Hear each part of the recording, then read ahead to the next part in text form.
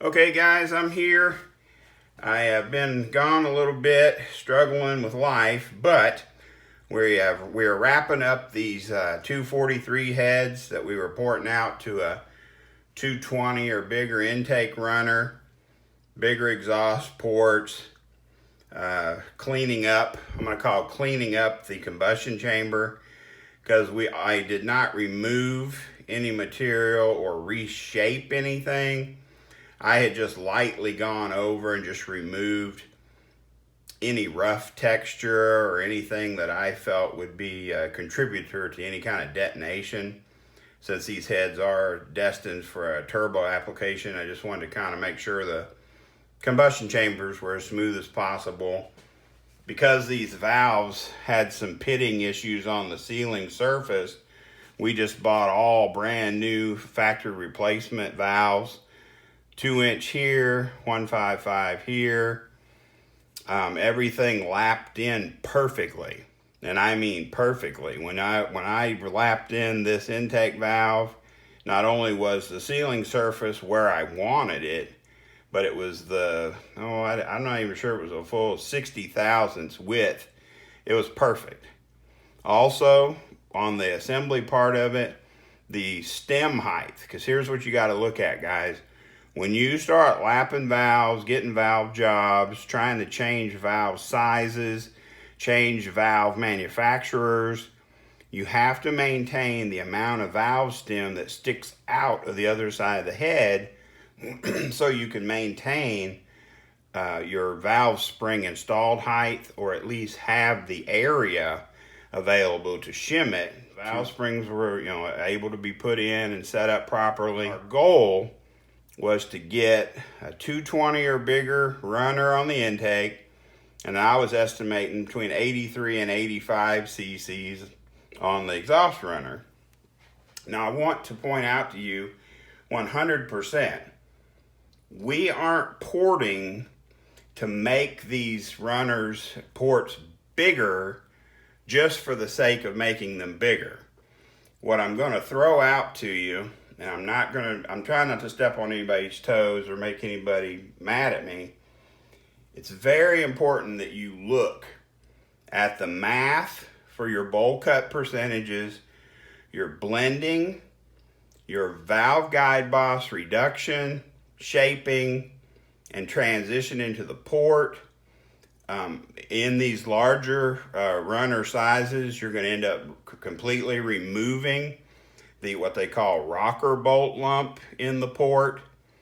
All of these areas are where you're going to work the port to gain flow, but you don't want to remove material in parts of the port that don't increase flow, if that makes any sense. You're not just trying to make the port bigger, you're trying to work the port in the areas that enhance the flow. So if you got a head, and you can look at trick flows, any of the aftermarket cathedral ports, they don't waste time opening up the inlet to the intake port to some ridiculous size because it's not needed to make the heads flow. So, be careful, be wise, be leery when you see people who have heads that are, even the CNC programs on these cathedral ports. You don't need to make the entrance to these ports huge, because if you take out material in areas of the port that don't need it, sure, you're adding volume. Sure, I got a 250 cc runner on these cathedral ports. Well, that's interesting because your heads don't flow as much as a head that's a 215 to 220 properly set up port. On this head, we're going to start out with the combustion chambers. Now, I'm going to throw in here real quick because I know this is a hot topic for people, and for some reason, people have a hard time following it. I don't care what casting cylinder head you get from General Motors. I don't care if it's an 862, a 706, a 243, a 799, 317s. I know for a fact all of these heads have larger combustion chambers than what GM advertises. These heads are listed at 64 cc chambers. I will guarantee you every 243 799 cylinder head will have a combustion chamber as delivered from General Motors between 67 and 70 cc's. Okay? So every time you see some person on the internet, on YouTube, in a magazine, if they are telling you, oh, well, these are 64 cc heads, blah, blah, blah, that's BS. They did not measure it, because every single one of these cathedral port heads has between a 3 and a 5 cc larger chamber than what GM advertises. That's just a fact. All you have to have is a piece of plexiglass. You're going to drill a hole. Off the top of my head, I know my second bleeder hole is 1/8 inch. And I think that's 3/16 of an inch. You want to put a little bevel on your fill hole.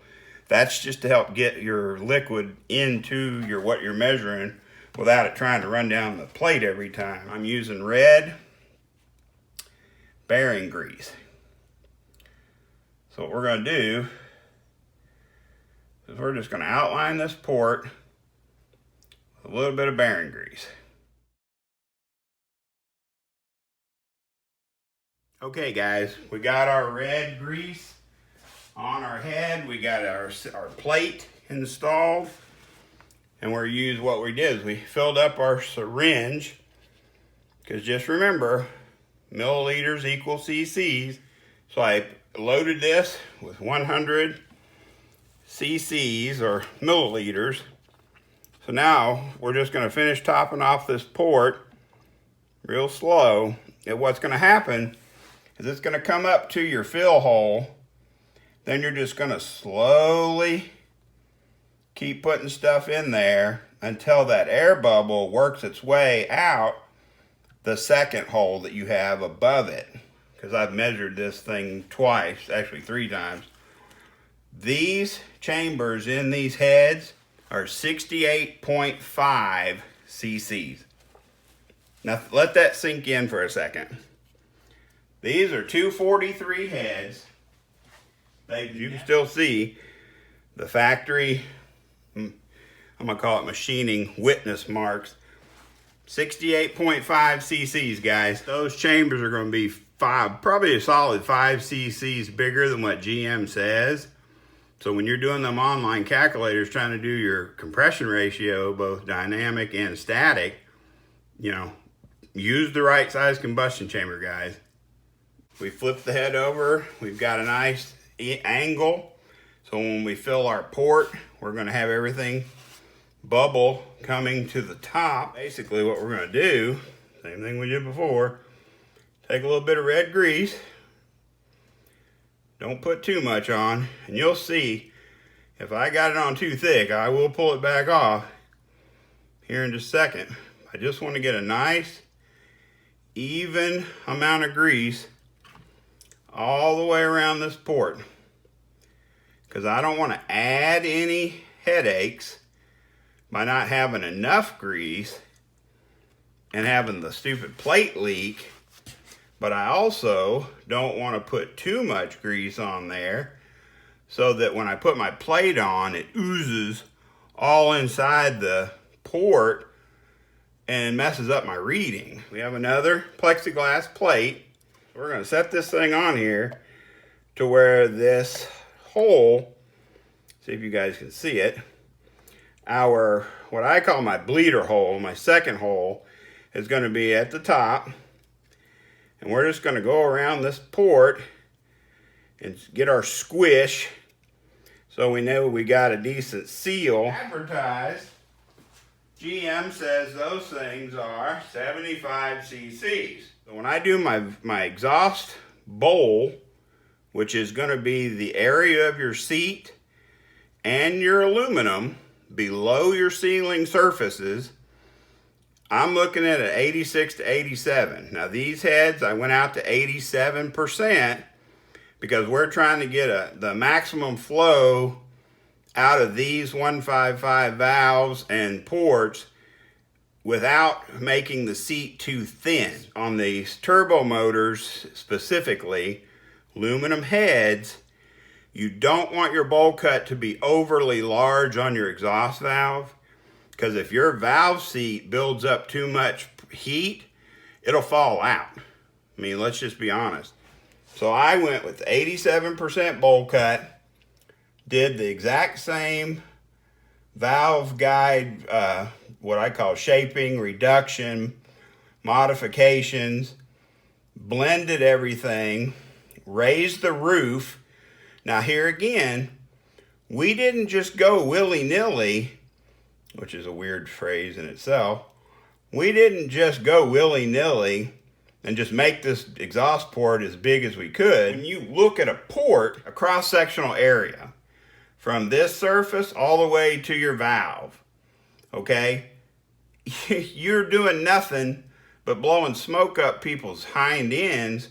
If you open this outer edge way the heck out here, you're creating a fish mouth or a pinch point that opens into a bigger area, which is going to do what? It's going to kill velocity and flow. I've already measured these heads, but here's what we get. 84 cc's, okay? We've changed our exhaust ports to where we've got an 87% bowl cut, a blend from the seat into the aluminum that's absolutely seamless.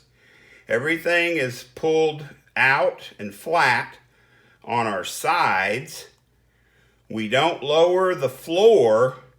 We only remove the texture from the bare raw casting to smooth this transition, okay? Smooth that transition. That floor just needs to be cleaned up. And when you do your blending of your bowl cut into the port itself, you're going to slightly, follow me, slightly widen that short turn. Maintain that radius or that waterfall effect, but slightly widen the turn into your now wider walls. Then we have a reasonable raised roof that will even still dump inside of a stock cast steel on the LS manifold, but we've greatly improved the flow by making this turn. We don't pull material off behind the guide, number one. We have that air coming down, it's smoking hot, and it's following this straight into your exhaust manifold or header.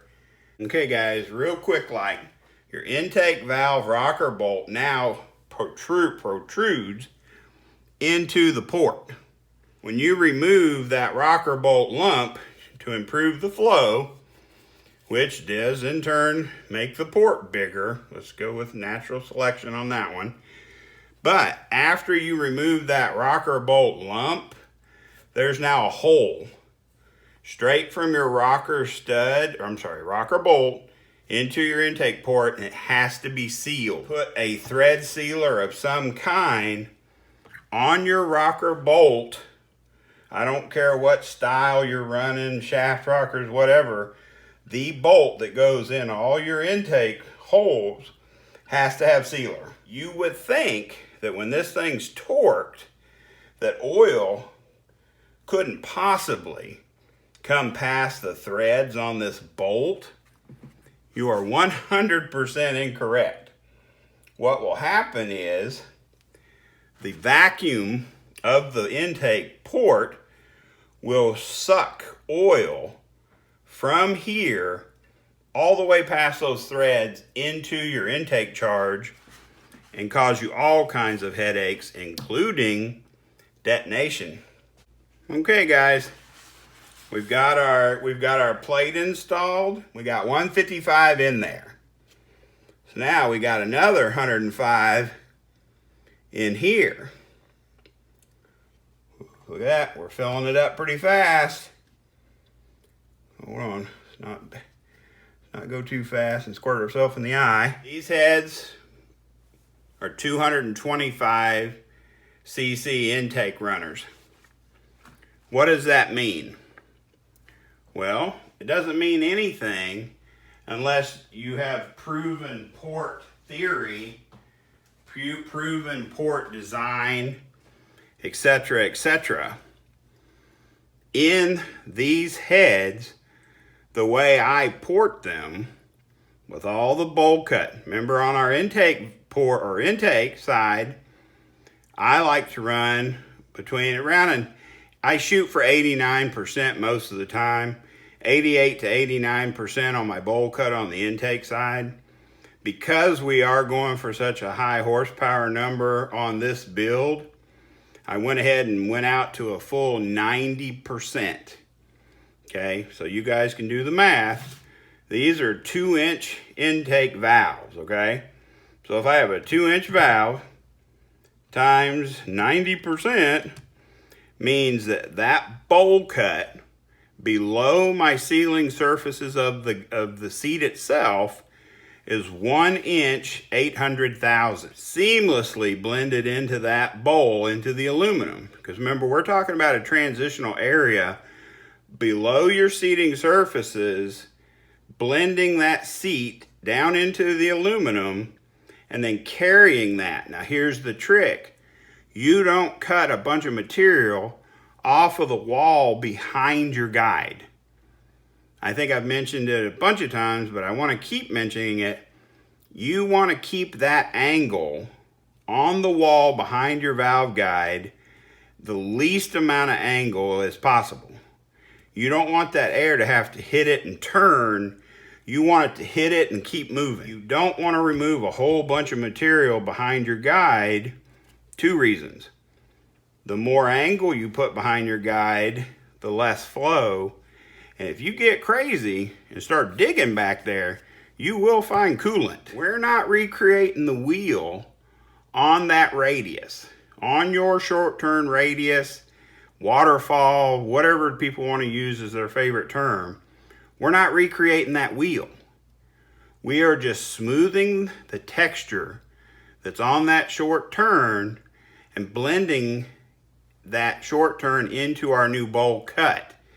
Now we will also slightly widen the short turn, but maintain that shape and get everything flowing from that bowl into your, slightly wider short turn, and blend it all the way into your work you did to, flatten out these walls. On these heads, we removed the rocker bolt lumps. Everything's got to be cleaned up all the way in. I'm talking from where you bolt your intake on to where the valve seats. Everything has to be smooth. Everything transitions. Nothing is removed unless it needs to be removed. That's my biggest thing I want to get across today. Is we don't remove material unless it needs to be removed. All right, guys, there they are in all their glory. I just wanted to go ahead and wrap this up. I hate to say with a bow because it is almost Christmas and I don't want to be weird, but these are my 225 cc intake runner, 84 cc exhaust. Chambers, I didn't really do anything but just kind of clean up the surface texture. Heads have never been cut, milled, surfaced. 68.5 cc chamber. That's right in line with what I always find on these heads, guys. I promise you I'm not leading you down a path of destruction. I'm not a salesman. I don't sell people port work. I'm not that guy. Like when you ask me questions on my YouTube channel and you're talking about, hey, how much do you charge? Or do you do cylinder heads? Yes, I do cylinder head work. No, I'm not going to convince you to buy it. Okay? I can create heads that flow as good as $2,500 cylinder heads, but it's not free. I think people lose sight of the fact that if you have a decent set of castings, let's say, you're going to have $1,500 to $1,000 total invested in those cylinder heads. That's including valve springs, seals, retainers, locks, assembly, setup, cleaning, port work, lapping the valves, whatever. Go out and price a set of Cathedral Port LS 225cc heads. Just go out and check it, because I'm not even going to throw those numbers in this video, but I promise you I can create that performance for a lot less. But I will tell you, I'm slower than Christmas. It's a lot of hours, it's a lot of mental commitment, and a lot of perseverance to just take your time, get the heads the way I want them. Because like I said, I'm not a salesman. I don't try to sell my abilities to someone else. You know what I mean? Now, if I've got a set of heads that I've done, I know how much they're worth, I'll sell them. But when you contact me on my page or on my YouTube channel, I'm not the guy who's going to convince you to let me port your heads. I want your dyno tuner, your dyno operator, your whoever to say, good Lord, these heads are kicking butt. Who did the port work? You know what I mean? That's my satisfaction. I want the heads to outperform your expectations. I hope I got a little bit of information in this video that you guys can use. Hopefully it'll help you make power, help you make good decisions, help you recognize good work from bad. We got Christmas around the corner. I'm gonna try to get some videos put up between now and Christmas where we're all gonna be at home or at relatives' house or traveling or whatever. That's your sit down time that you might want to watch a video. Hope you guys enjoyed the series. You know, I'm sorry it takes me so long to get this stuff put up. I admit I'm an old fogey, I'm slow, I don't get in any big hurry, because I port cylinder heads because I enjoy it, not because it's my 9 to 5, not because I have to. And that, I think, makes a big difference. Thank you so much for watching the Headflow Inc. saga and stories. Please subscribe, like, share, hit the little bell, all the little things that YouTube likes you to do. Thanks again for watching.